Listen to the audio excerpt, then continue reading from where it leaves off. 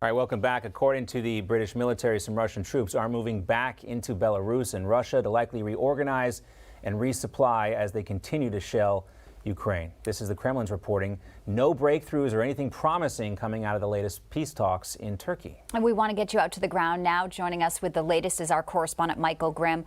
Michael, what's happening where you are today in Kyiv?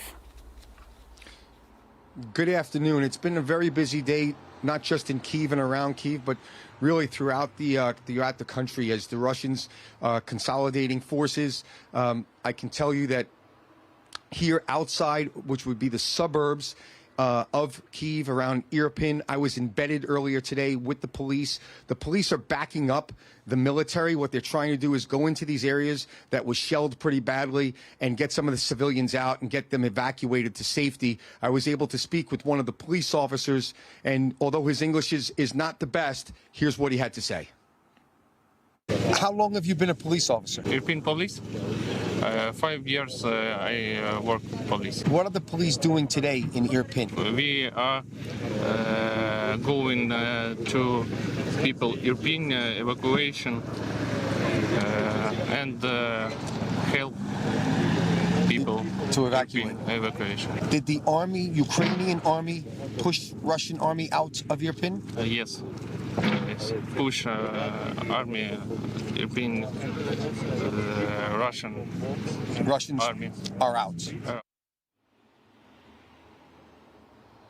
So as you can hear, he was saying that their mission right now is to go in and pull out the civilians that haven't had access to food and to be able to go to a restaurant and do all the things you need to do throughout your day.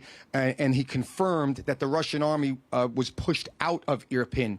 However, I'm hearing reports just in the last hour or so that there's a lot of movement in the south. I've spoken a lot about the south along that coastline of the Black Sea.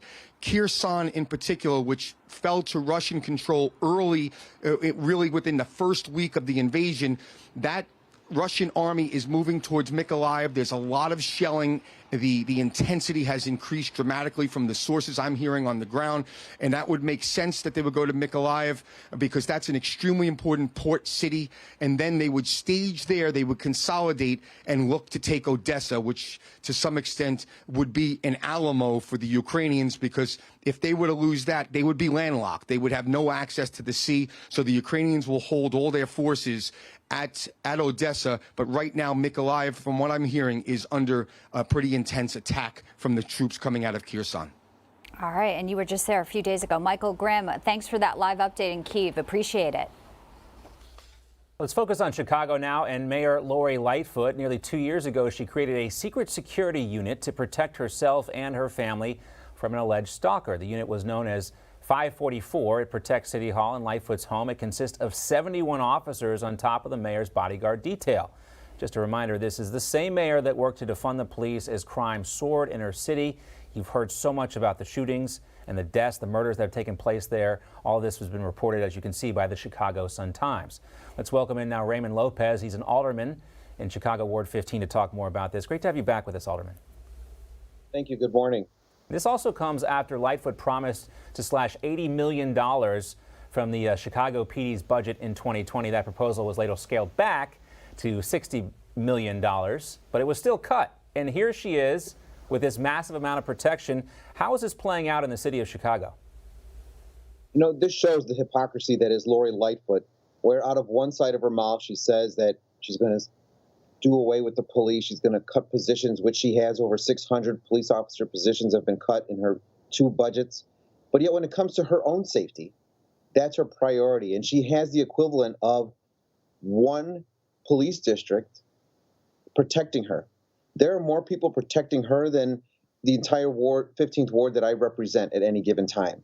And when my residents are dealing with gang members, my residents are dealing with drug dealers who are out to destroy our way of life, it's a privilege for her to be so well guarded that you can't even walk on because of her own personal army made up of the same officers who she despises and ridicules and puts in harm's way every single day. And obviously you're living there and you are on the streets. You know what your constituents are saying and feeling, Raymond. In 2021, though, it's important to note your city's murder rate jumped to a high that had not been seen in a quarter of a century. 797 homicides. That's more than New York. It's more than L.A. Is she draining some of the force there that could be out there on the streets for herself? I mean, that is the question here. And, you know, just the sharp rise in crime there, it's so unfortunate. It seems unsurmountable, the people that are dying in your city. That is an unequivocal yes. She is draining resources from neighborhoods that need the officers, because it's not just this detail that's specifically assigned to her. It's the ones that she pulls from the districts for the day to augment those 70-plus officers that protect her.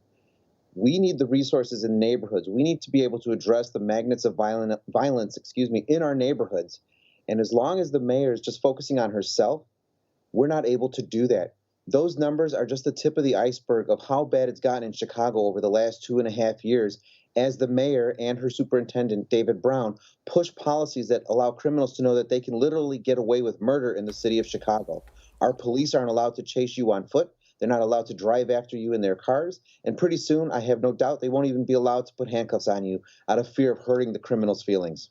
I bet this special unit, though, Alderman, has the ability to chase people on foot. I would just be willing to guess that. And, you know, I'm not against any public official, especially someone like the mayor of Chicago or a major city, having security. That's obviously necessary. But if you're doing a good job, usually you don't need a special unit this size and for this long, do you? I mean, if she was doing a good job, she would probably be more popular. Wouldn't have to worry about this amount of security.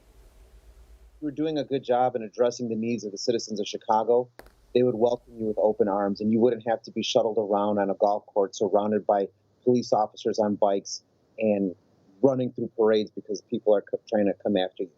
Mayors before her had at most 20 officers assigned to them to cover all 3 shifts. This is unheard of, to have so much security for a mayor who clearly does not like police, clearly is afraid of the public, and does not want to be anywhere near accessible, even though she promised to bring in the light. And not to go too granular, but there was a Christopher Columbus statue that was protested. Now she's going to put it back. And you're saying the officers who were hurt there, wounded there, sort of a slap in the face to them. Absolutely. When that statue was under attack by rioters and Black Lives Matter and Antifa folks trying to tear it down, the mayor stood in solidarity with those individuals, telling them in 16 different tweets how to report officers whom they might have felt were too aggressive or too anxious to protect that statue. Only in one singular tweet did she mention that it was wrong for those individuals to be there. Officers were injured. Projectiles were thrown at them. One officer had his eye socket shattered by a frozen water bottle used as a weapon. All of those officers were injured, harmed, and some of them not even on the job anymore. And to hear that they stood up for a statue she took down and is now saying it's no big deal, it's going to come back up, she owes those officers who did their job that day an apology. It really goes to show you the real damage done by just when you're putting your finger in the wind, gauging political opinion on how you make your policies. We see that every day with Lori Lightfoot. Alderman Raymond Lopez from Chicago, great to have you with us. Thank you both. Hey, I'm Rob Finnerty. Thanks for watching. If you enjoyed this video, please join the conversation in the comments below. Don't forget to subscribe, too. Hit the bell icon to be alerted to breaking news. And remember, there's a whole lot more on Newsmax TV, America's fastest growing cable news network. Newsmax TV, we're real news for real people.